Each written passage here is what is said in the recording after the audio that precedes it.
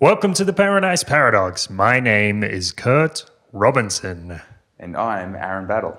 So today we're talking about some tragic events which happened recently, some interesting things happening here in Jalisco, the narco blockades across Guadalajara and across Jalisco and Michoacan and some other states in Mexico. Some pretty nasty stuff. So we get into some analysis of that. What's really going on? We make some hypotheses about how the narcos are actually related to the government. We activate a little bit of lateral thinking. We put together what we're actually looking at on the media, what we're experiencing as civilians. We try and analyze the whole situation for what it is and not get caught up in all the hype.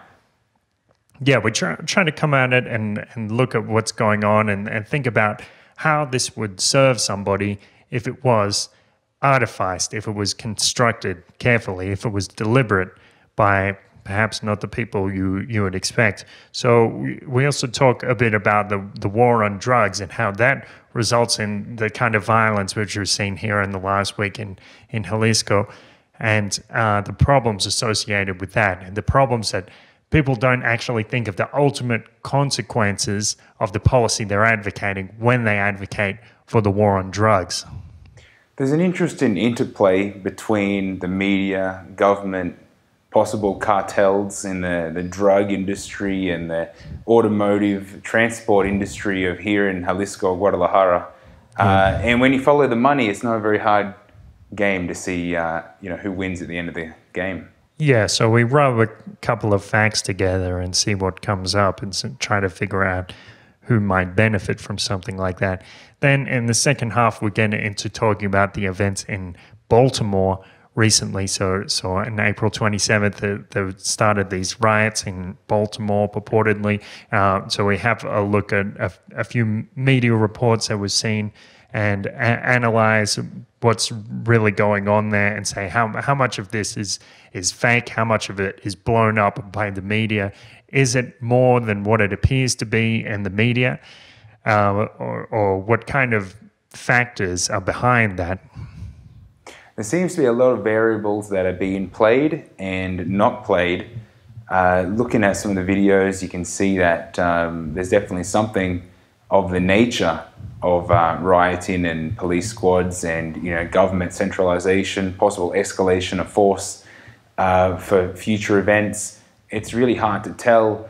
We're taking the point of view from online media, so we have a limited understanding. But from our point of view, we're able to analyze sources and give our perspective. Yeah, so I guess it cuts both ways because we do have the benefit of distance and sometimes we can see things clearly, but that also means sometimes our information is limited. We look at some of the media, how the media has been a bit dishonest in this case, and we talk about some of the ultimate causes. It's easy to take an outside point of view and look at all the particular factors from afar and see where the possible outcomes might lie. Yeah, like who would benefit in this case? Who would benefit from riots and who would benefit from portraying riots that perhaps aren't as extreme as what they appear. So press like on YouTube, press subscribe on YouTube, leave us a comment if you want to tell us something and give us some more information about what's happening in Baltimore or here in Jalisco. And press like on Facebook, press get notifications on Facebook. You hover over the like button and press get notifications, and that ensures that you get everything as a notification on your Facebook, so you know what we're up to, doing all this groovy shit that we do. And also we really appreciate, we're so grateful for all of those people who have donated. So you can go on our website, donate.theparadiseparadox.com, and you can donate by Bitcoin or by altcoins or donate by PayPal. And we really are so appreciative of all of the donations that we get, because it really does indicate to us, it shows us that what we're doing is important to somebody. So we really do appreciate that. It clearly shows that we're going to be doing this for a while. Straight up, thanks for the love. we enjoy that people enjoy our show. It's great to know that they love it that much. They want it to keep going. So this is the best way to ensure that we're going to keep producing what we do. Yep. So show us a little support, show us a little love. Suggested donation, just $1 per episode that you like. So go on donate.theparadiseparadox.com and show us some love. Also, remember to subscribe on iTunes and Pocket Cast so you can get it downloaded directly into your phone and keep listening to us. So thanks a lot, guys. Let's get into it. Enjoy the show.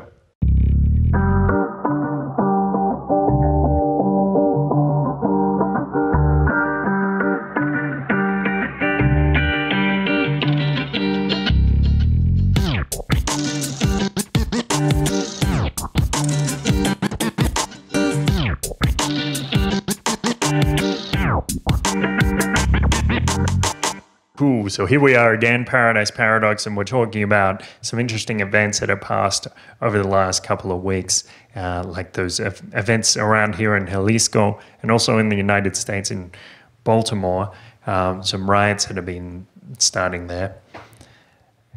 There's something not quite right, and there were a lot of things not quite right. It's just a case of diagnostics, like analyze exactly what happened to try to figure out what it is. But I'm happy that it's not just you and me that notice. There seems to be quite a lot of attention. But anyway, let's dive into it. Where do you want to start? Well, why don't you tell me your experience of what happened last week with the buses that were set on fire here in Guadalajara and all over Jalisco. Okay. Well, I know we're very similar in that we don't watch TV. Yeah. I mean, I've got a television, but it doesn't ever go off the HDMI to my laptop. So any news I'd never see. And we woke up Friday morning, and it's a public holiday. It was 1st of May. So Joanna had the day off, and we decided, normally our first day off, we go out for breakfast. It's kind of our thing. And before we could even leave the house, we had 2 phone calls, one from my mother-in-law, which she was in Mexico City at the time, and my sister-in-law, also in Mexico City. And they had to ring us, and it was early, it was like 7 o'clock in the morning or something, which is early for a public holiday. And they had to tell us that, we're advised not to leave the house because there are what I now know to be called narcobloqueos, where apparently drug cartels block highways, pull over buses, put the buses on fire, and start harassing people or robbing people or kidnapping people. Did they really do that? I thought it seemed, at least from the footage I saw, it seemed like they just cleared everybody off the bus and then just lit up some gasoline. Did they actually mug them as well? Well, I didn't hear about any mugging, but this is what I was told. This is what I was told, not to leave the house. And of course, Joanna and I are like, nothing ever happens here. We're sweet as. We will. We're going to have a breakfast. Don't ruin my day off.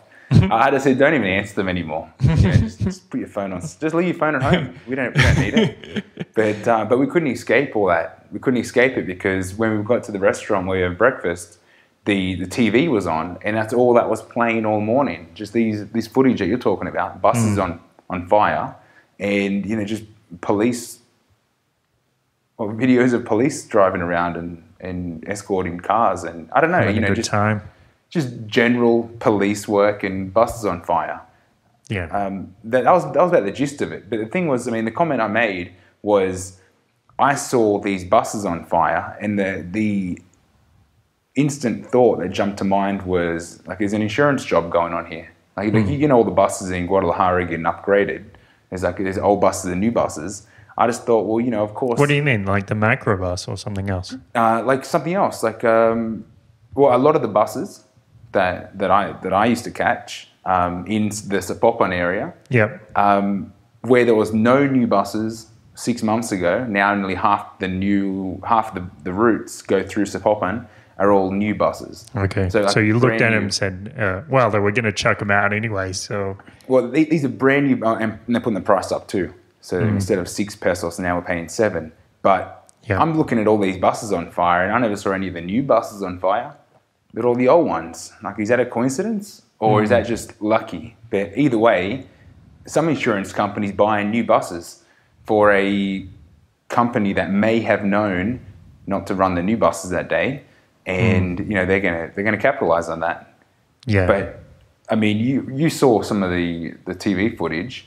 It appears that they were warning the public not to catch buses that day because it was just going to be an interference. And I don't think anyone was upset or they did anything to anybody in particular. I think it was just a stunt they put on. Yeah. Well, yeah, my experience was somewhat similar. I mean, I didn't hear about it until the middle of the day. My friend Itzel messaged me and she said, what do you know about the narcobloqueos? And I said, what are you talking about? And she said, it's just some shitty thing that the narco traffickers are doing around Guadalajara. And the thing was, Itzel lives in El Salto. It's about an hour away. You have to take the southern exit to the city into El Salto, like out towards the airport. So she was kind of stuck in the city, more or less, and she was like asking me if there's any burning buses here in the middle of the city, and I'm like, I don't know, I've been at home all day, riding and stuff, so I don't know really what's going on. But yeah, this is. I asked my housemate about it, Erandini, and he said, yeah, it happens every election time. I was like, what? Really? He's like, yeah, pretty much. So he didn't use these words, but he basically said it was a Hegelian dialectic, like a problem, reaction, solution. So what they do is the government colludes with the narco traffickers, or I mean, I can say they're colluding with them, or another way of putting it is they're the same fucking organization. That's another way of putting it. But let's say they collude with them. The government says, hey, come in and burn these burn these buses, and then we'll come in and we'll act like the big saviors, the big heroes, and people will vote for us next term or something like that. So it's like PRI or PAN or whichever party, they want to put on a show, make it a big theatrical production. But it is, I tend to think that this theory has some credibility to it. There's no way I can possibly prove that, or there's not a lot of evidence. But apparently this happens quite a lot. You don't really need to be thinking that laterally to put this together. Like, there's a cartel running the bus transport. Right. They advertising there's a drug cartel that's terrorizing the city. Yeah. Well, we know it's a bus cartel because if you try to start your own bus route and send it direct to the airport, you just can't do it. No. They'll come in and charge you or fine you and shut down your business, or who knows, they might steal your bus or something. Who knows what they'll do? But you won't be able to do it. Well, I mean, that's just buses. Yeah. But, I'm trying to work out why would the media want to... No, wait. So that the media are controlled by... See, I actually think it's the other way around, where the media are the government, as in the government doesn't... the media isn't in the pocket of the government. No, the media, they run the government. And there's like two levels of government. There's a government above that seem to... I sound like a crazy conspiracy dude now, but it's not like that at all, because like in Australia it's the same thing. Like you see how all the newspapers suddenly get up against one party, or they say Tony Abbott, a new voice for Australia. He's the leader that Australia needs right now. What planet are you from? Like, who the fuck is buying this bullshit? But what are you talking about? Australia's got some of the least corruption of all, right? Well, the best hidden corruption, in my opinion. I have no idea. Corruption, I'm not an expert on corruption, but it's such an interesting thing because it's invisible. Yes. For the most part, except... Well, in Australia, it's invisible. Like, it's not like you can bribe a police officer or a public official like you can do here, because they actually pay them, more than $10 a day there. Well, that's a good start, but the power's the reverse. Yep. Okay. Where here in Mexico, it's kind of, you're saying like the corruption is so far through that it starts at your wallet if you want to be involved. Yeah. But that in turn has evolved into such a professional level of corruption.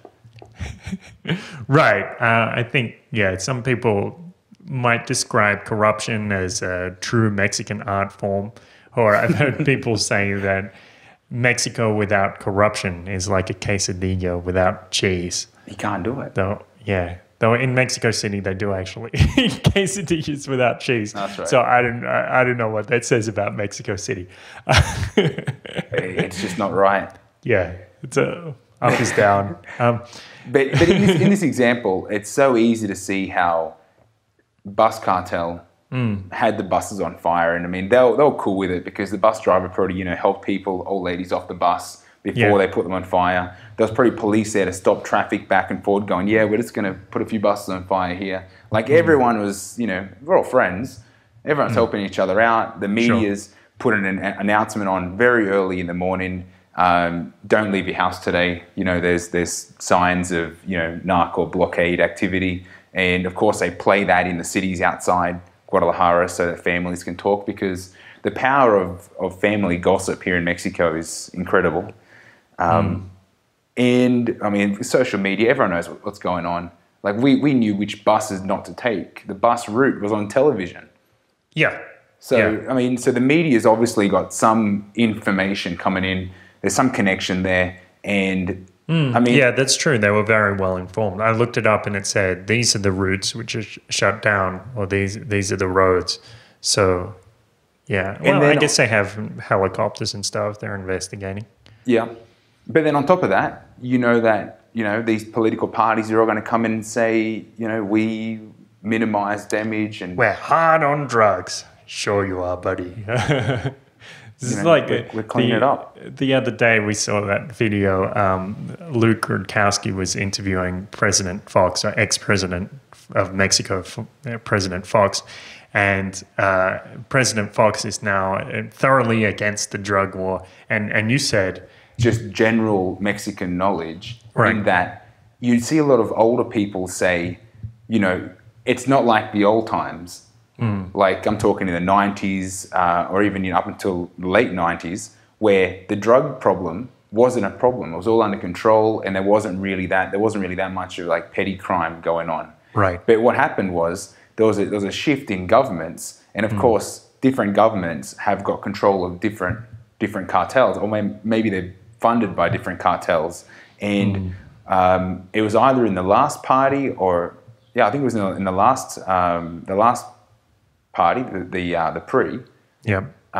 They started, for what I gather, they started changing things up a little bit by saying, you know what, we're going to focus on cleaning this up by removing one of the cartels. And they went after the cartel, and this war's still going on. And this is the whole Michoacan issue. So they tried removing one of the cartels, and the other cartels have obviously got more room to grow. So, they want to capitalize on that. And, then all of a sudden there's a bit more of a war going on. But prior to that, like 20 years ago, none of that was happening because everyone knew their family, everyone knew their section, and no one stepped out of their area. So that's why I say, 20 years ago, who was in place, who was the president, he had it all under control. So obviously there's some control, and now they're trying to remove control so they can start shifting their product legally. I don't know anything. Except the word on the street. I'm just telling you what I hear. Yeah. And, well, this is an interesting thing. Like, it seems like Mexicans are more willing to consider conspiracy theories and say, well, hang on, there's this, this big conspiracy that we call the government, and they're always trying to screw us over in some way. You were saying the other day you asked a few people some questions on the street. Yeah, it was...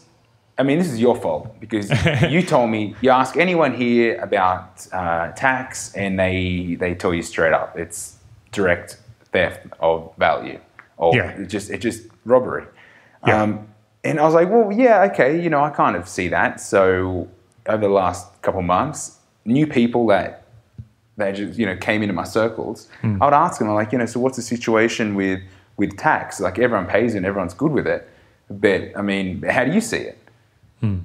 And so you didn't even ask a leading question. You didn't ask, do you think taxes are theft? And okay.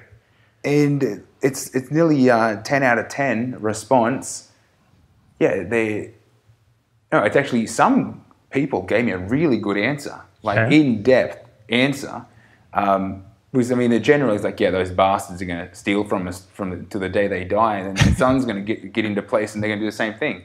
But and then after that, I was like, yeah, but isn't there like community movements now, and isn't there like good politicians that are coming through that are really there for the pueblo? And they just give me this look like, oh, Aaron, you're so innocent. Tilt their head, shake their head, give me rough their hair up, and they're like, it's just, you come from that Australia, that everything's so nice. It's like sooner or later, you have that utopian vision of the world. That's what they say. They like poke me in the chest, and they're like, it doesn't matter. They're gonna steal. Yeah. If not, they will. It's like even if one person doesn't, someone else will. It's like it's a never-ending cycle. Yeah. And they just accepted it. So I was blown away because I know you said it, and I was like, that can't be the general understanding. But in Mexico, everyone's pretty on board with that's what's happening. That's why I think. The next comment was, well, if everyone's so understanding, why do they put up with it? And it's like, well, there's like a level of conformity, but then are they ready to break? And, that's when we started looking at the Baltimore situation. Yeah, though I just want to mention one other thing on that, because recently as well, there's this case of the Bali Nine. So about 10 years ago, these 9 fellows in Indonesia were caught smuggling heroin. And 2 of them just I think it was on April 30th, they were both executed. And it's shocking, really. I find people on Facebook, normally people that I don't associate too closely with, but sometimes it is. And they say they say these bizarre things like, they broke the law and that was the law and now they die and that's that. Or they even say things like, they're parasites, they're not even human, they deserve to die. And I'm like, whoa, like where is your natural human empathy? Like, are you a sociopath, or like what is wrong with you? Because that's not a normal, healthy human response. But also, I made the case to them and say, okay, well, let's say that's fine. Let's assume that for whatever reason, these 2 fellows, their lives are worth 0. Let's assume that. And then let's look at the consequences anyway. Because if you support these type of actions, like killing drug dealers and outlawing drugs, and just locking people up for having drugs, that causes the death of innocence and the suffering of innocence. So you have things like in Colombia, for example, the government will come in and they'll capture people and claim that they were narcos or that they were guerrillas or whatever, and then it turns out that what the military actually did was capture a bunch of innocent farmers and put narc outfits on them.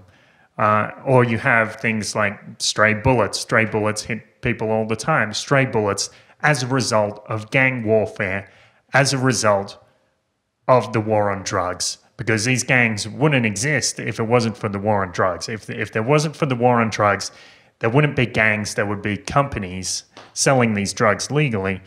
And then you have things in the United States where police will come in and they'll plant drugs on somebody just because they don't like the look of them, or they need to meet a quota, or who knows what they do, but they will find innocent people and they will put them in a cage where they'll be, you know, tortured or submitted to inhumane treatment. And that happens all the time.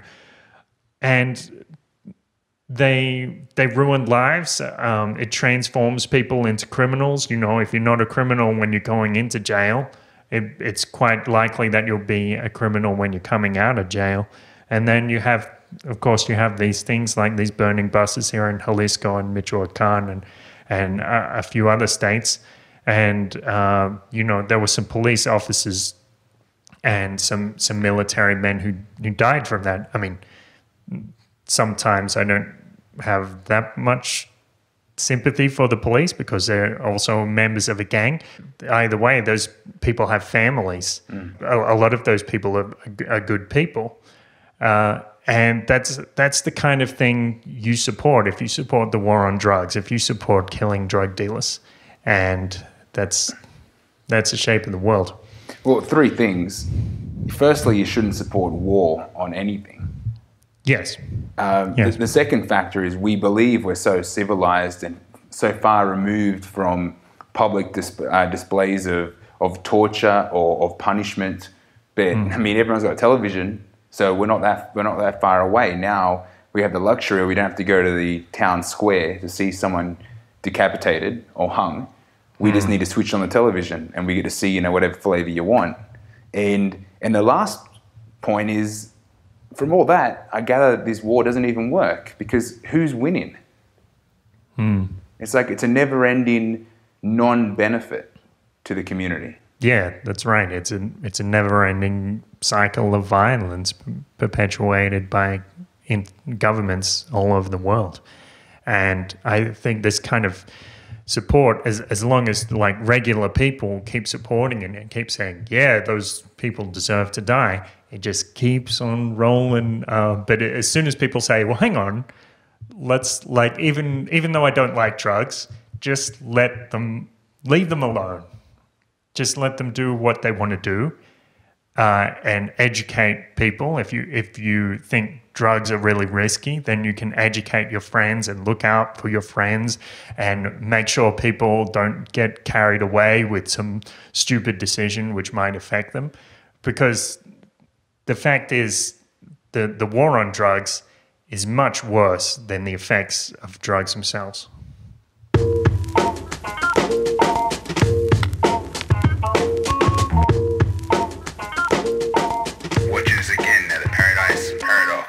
Watch us on YouTube, like us on Facebook. Watch us on YouTube, like us on Facebook. Tweet us on Twitter, and listen to us on iTunes or Pocket Casts. So then we have the case of Baltimore. So just on April 27th, these riots started in Baltimore in the United States. And I have to wonder, with some of the footage I've seen, I have to wonder how much of this is a real riot. Because you have things like, you see the reporters come in and they're saying, oh, it's just a war zone out here. It's completely nuts. People are throwing things left and right. But then you look behind the reporter and you see that there's just police officers there and there's nobody actually rioting. And you see the helicopter footage and there's people out in the streets looking left and right and going, what's going on? Why are there so many police in the streets?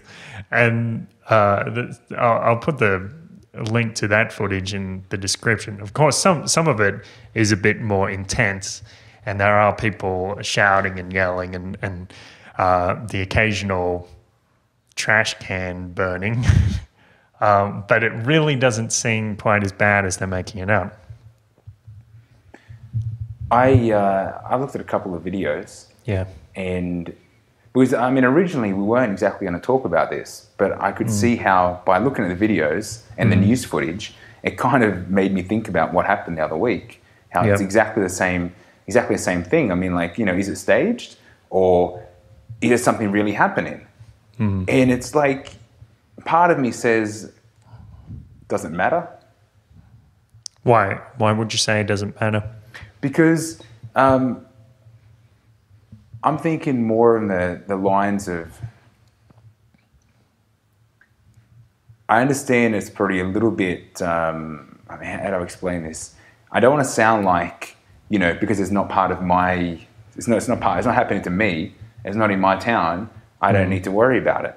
But then as soon as because I mean, I was interested. I mean, you know, as anything's going to make this world break, there's so many things that aren't, you know, matching or lined up anymore.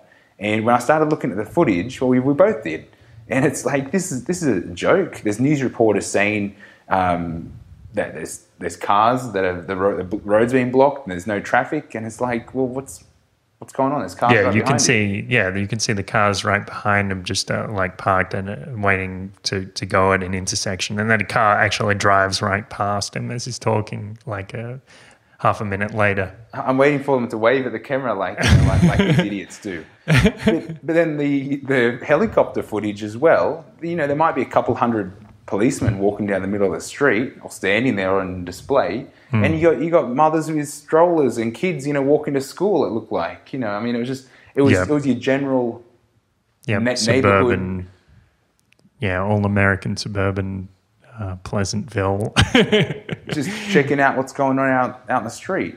Yeah, looking at one of the YouTube comments, there was this interesting description from a person who claimed to be living very close by this neighborhood. And I checked his account to try to see if it was some kind of disinformation. I mean, at least I could confirm that this account had existed for at least 7 years. So it's somewhat more likely to be a genuine account. So he says, "For what it's worth, I am staying less than 2 miles from this supposed riot or mob spot.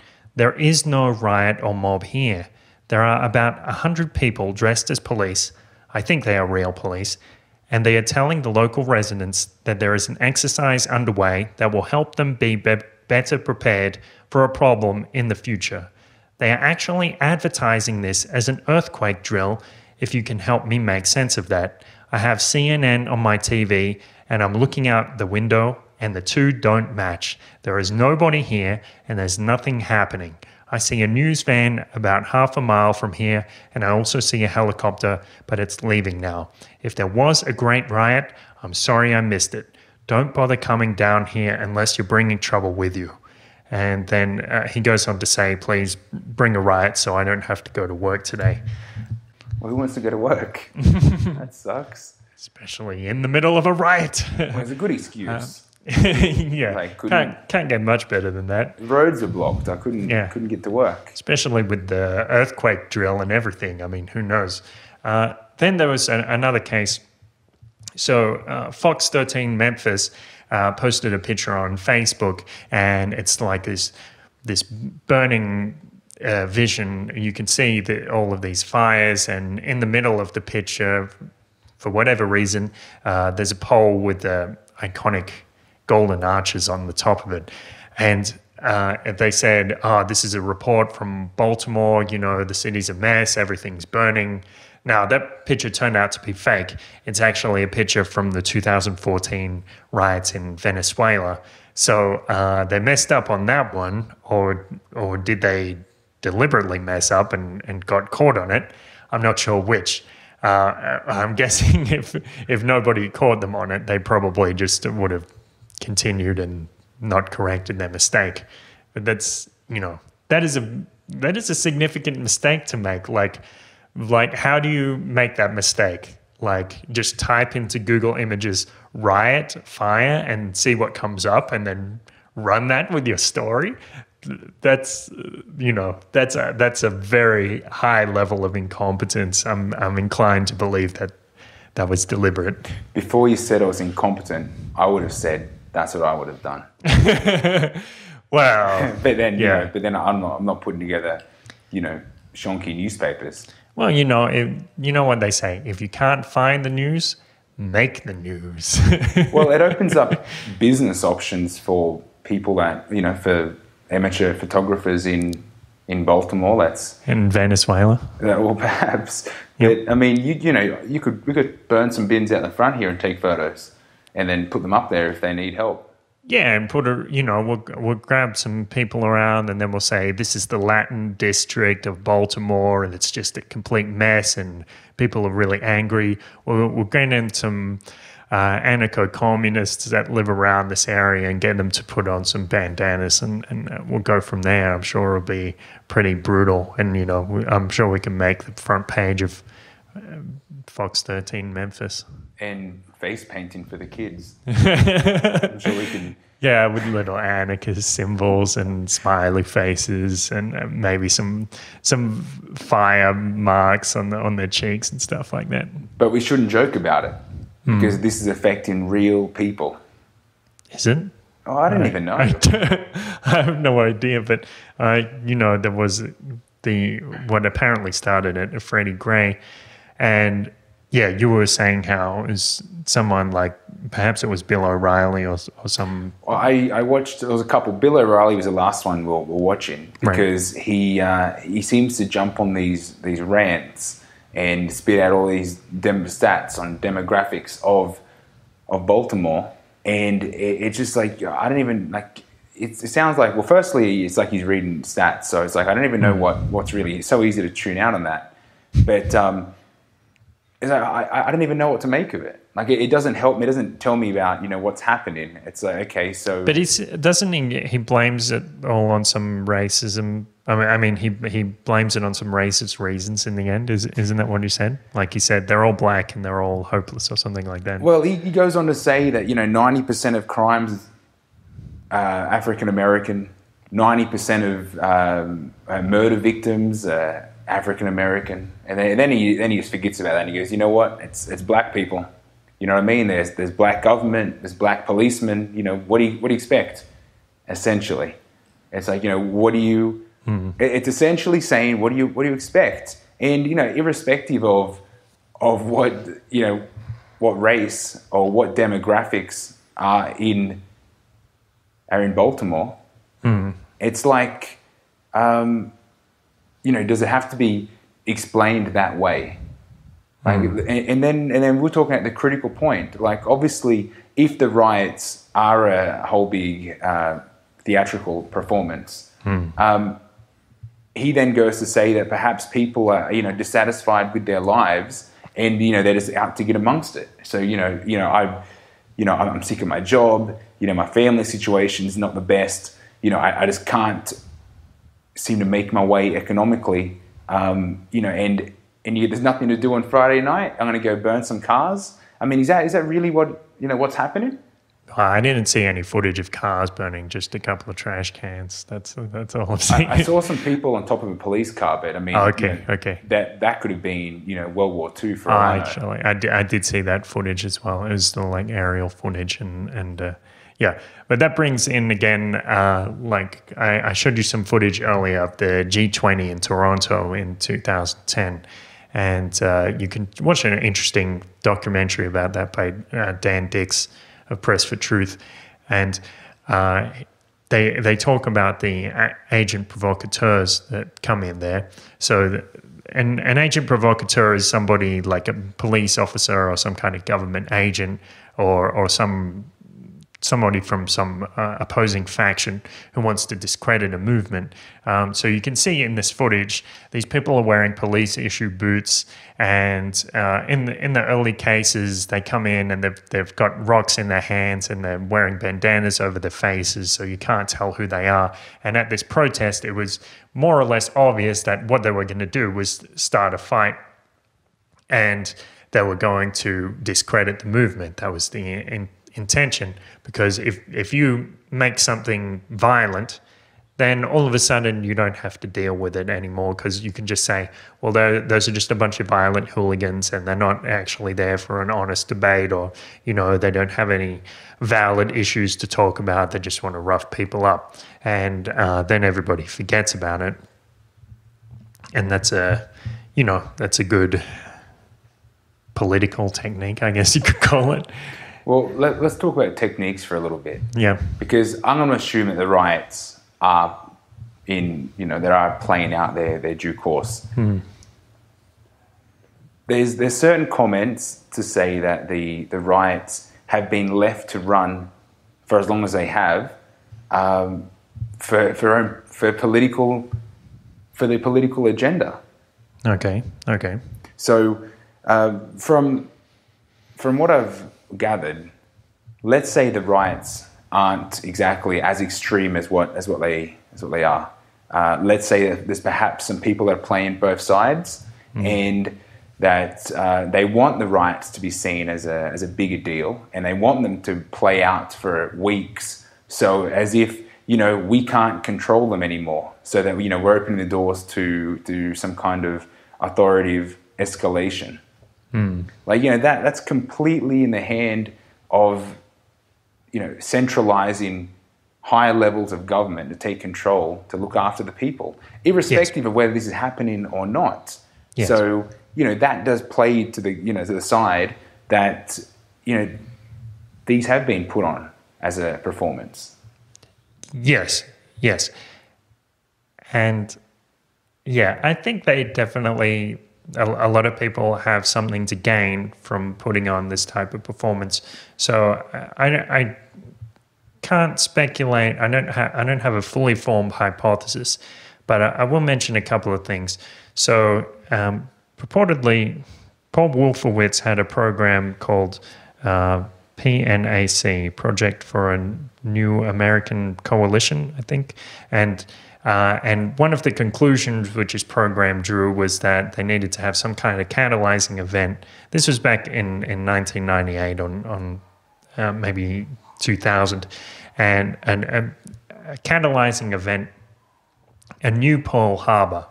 Those were the words used. And then, of course, in 2001, there was 9/11, which just happened to fit their agenda perfectly. Now, at that stage, like in 1999, there were riots happening in Seattle, and the analysis that was going on was that perhaps these riots are going to continue, and they're going to increase in severity as time goes on. Now, I think if I were in control, and if I knew that riots were inevitable, I would want to control them. So that way I could direct the way they were going, and take advantage of them, so I could be perfectly prepared to when they come up. The media in the United States likes to play these up as promote them as this is a black problem, it's a black problem, it's a black problem, it's a race issue, it's a race issue. They say it over and over and over again. And that way, of course, certain black people will get behind that, and certain people on the left will get behind that and say, yeah, it's a race issue. And people on the right or certain other people will oppose that, and they will say, no, it's not a race issue, this isn't anything to do with race. Meanwhile, they're ignoring the real problem, which is that people are being hurt by these things, whether they're black or white. It's like a human rights issue. And I think, of course, we should stand up for other people regardless of their race. But it makes it very easy to cleave the population and divide them. And that way you have them arguing about this more or less. Well, it's not meaningless, but it's aside from the true point. And that way, when you can divide people like that, you don't get them actually questioning what you're doing. This whole fuss kind of gave me, it sparked the idea that originally I found in the Bible, which was to pull yourself away from the world. And you made the point that, we need to stand up for all people that are being hurt in these situations. And it's like the only way that you can really fight and win is by turning your television off and not going out in the street and taking photos of these guys. Not going out and taking photos. Yeah, because if you're out there on the street, then you're part of it. Like you want to turn it off from your own world, from your own head. Yeah, but in that case, I would say, well, go out if you want to go out, but don't let it interfere with your life, and just try to live your life as normally as possible. It's like the best revenge is good living, or basically ignoring anything that isn't going to directly affect you like that, and just do what you can for yourself. Yeah, I mean, I'm not saying that everyone should do that. I mean, of course, make your own decisions. But I mean, that's definitely what I did last Friday. I was like, you don't need to know about this. Right. I'm going to enjoy my day off. Yeah. Okay. And, I see. And I did. So it's exactly that. It's living the best way you can. Unfortunately, there's probably a lot of people that are stuck in the middle of this. Yeah. In that. Well, maybe they are. We in Baltimore, we don't really know. It seems like it's very difficult to ascertain if anybody is actually rioting. Yeah. Yeah. I mean, there's definitely footage of something like that. Yeah. I mean, but I'm not even sure what it looks like. I don't think my mind can capture what a real riot is supposed to look like. I mean, all I'm seeing is shiny new boots and some overextended government budget. Because, I mean, that gear isn't cheap. Yeah, yeah. And the thing you were saying, like, about getting, like, whipping everybody up about this, making it appear like a bigger deal than it is, and then you can say, well, looks like it's the last resort. We have to send in the army. Then they initiate martial law. Actually, some public official, I think it was somebody from the army. I'll have to check that. I'll put the link in the notes. But some public official was making an announcement saying, "Let me make this clear. We're not talking about martial law here. We're not at that stage." Or it was something like that. But it was the way she phrased it made it sound like we're like this far away. We're like a pinky's width far away from martial law. Alluding to that is case D. We're at C.5. Yes. But I mean, it's like even if they were declaring martial law, it's not like they're going to use that term, because that's a very loaded, that's an emotional term. So why would you use that word when you can say we're initiating domestic, diplomatic, military action or something like that? Or a civilian curfew. Yeah. Oh, yeah. Civilian curfew. Of course. Which I think is about B.5.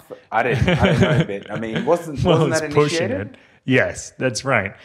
And that was the thing about it, because there's this case of Joseph Kent, and I saw this video. We'll put a link to that video, and it appears there's only one angle for the footage, which is strange, because in the articles they reported that the police were trying to move the media away to a certain side, but for some reason we only have one angle of this footage. And I showed it to my photographer friend and said, "What do you think about the angles in this footage?" And she said, "Well, either this is the best videographer on the planet." Well, she didn't say that. I'm exaggerating. What she said was, if this videographer would have to be very talented, or this video would have to be staged. So what happens is Joseph Kent is walking around in the circle of police officers, like riot-shielded police officers, and he's walking around apparently talking to himself, which I have no idea why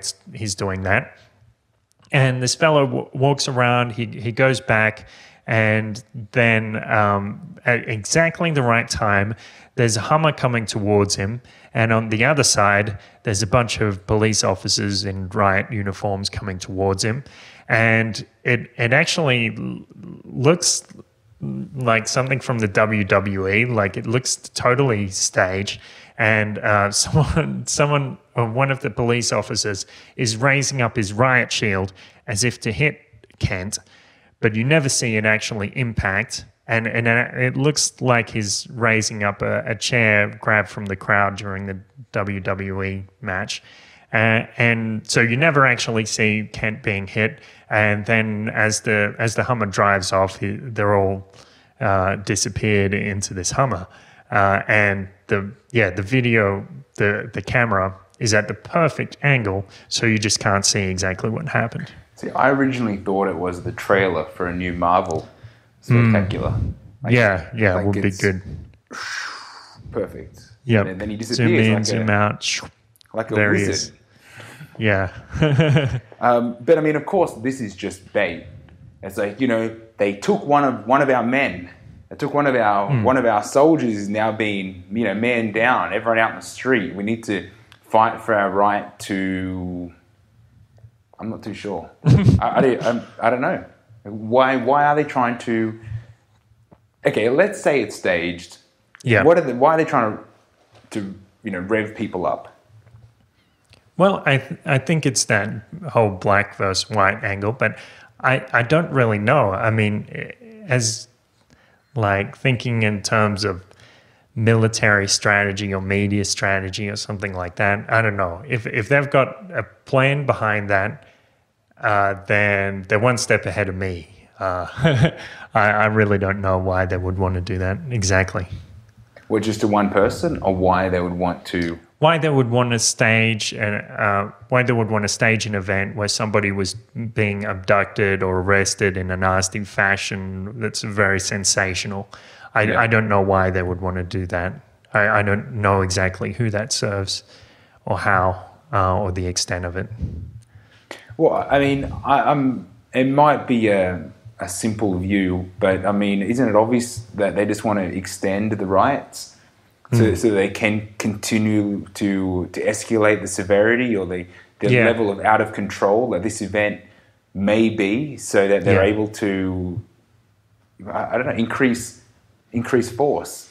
Yeah, I guess that's it. I guess it's the martial law angle, or they're trying to initiate some severe action because of that. I guess that's what it is, but I'm not sure. Or even if they don't increase the force, I guess if this happens to another community, possibly black, Latino, I don't know, a troublemaking group, and they go, we saw what happened in Baltimore. We don't want that to go on for 2 weeks again. It cost $10 billion worth of damage, some ridiculous amount of money. Yep. And then it's like, we're just going to send the army in straight up. Or, we have tactical earthquake crew for this. Right. And they those mysterious earthquake police. Those earthquake police, the police that make sure earthquakes don't get out of hand and arrest them if the seismic activity is too high. Well, you don't want to have people creating earthquakes. Exactly. Yeah, that's right. That's dangerous. If you get the Incredible Hulk walking around Baltimore,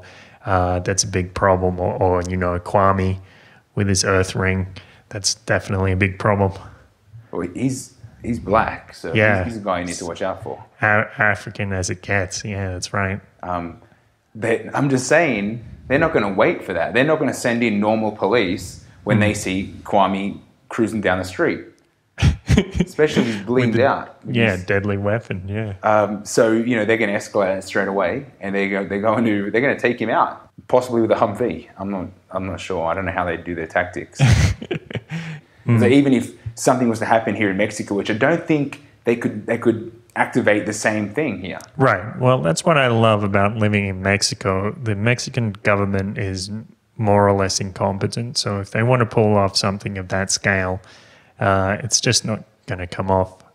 But they always seem to know that they can get away with the little things, and I guess that's the bad aspect of it. They've got the perfect balance here, don't they? It's like they've worked out how to look after themselves and get away with what they want, but they can't push buttons here. Right, yeah. Or at least they can't push the same buttons that are being studied, you know, a little north of the border, because those buttons aren't going to be, it won't affect the people in the same way. And I don't think they know how to control chaos in Mexico, so they don't escalate it to that level. Because if it did, it would go north to 100 overnight. Yeah. I mean, everyone's kind of already got that vibe that, you know, we need to look after ourselves. But I'm not sure. I'm not sure. I just know that we're in a different dynamic. You know, I haven't studied how the masses are affected here. But from what I have gathered, people are pretty blasé about what's happening. But that's because they all seem to know what's happening, if that makes sense. Yeah, and everybody has a clue about it. All right. Cool. I guess that's about everything we have to say About that. Yep. So my name's Kurt Robinson. My name's Aaron Battle. Press like, press subscribe on YouTube. Leave us a comment if you have an opinion about Baltimore or the Jalisco narco blockades and all that stuff. Press subscribe on iTunes and Pocket Casts, and press like on Facebook. Press the get notifications button on Facebook so you can always keep up with what we're doing, because we're doing great stuff. You can tell our work is absolutely brilliant, impeccable, unquestionably incisive, and all that good stuff. And also go on donate.theparadiseparadox.com. Give us $1. The suggested donation is $1 per episode that you like, and we would really appreciate your donations. So head on there, or you can subscribe for a monthly donation via PayPal and give us a small amount of money every month as well. That's an option on there. We'll talk to you soon. Peace. Washington. Be safe. Unlock your doors. You don't get locked inside. That's scary. Press like on YouTube. Press like on Facebook. Subscribe on YouTube, iTunes, and Pocket Casts. Follow us on Twitter @BattleAZ, @TroubleBubble, and show your support at donate.theparadiseparadox.com.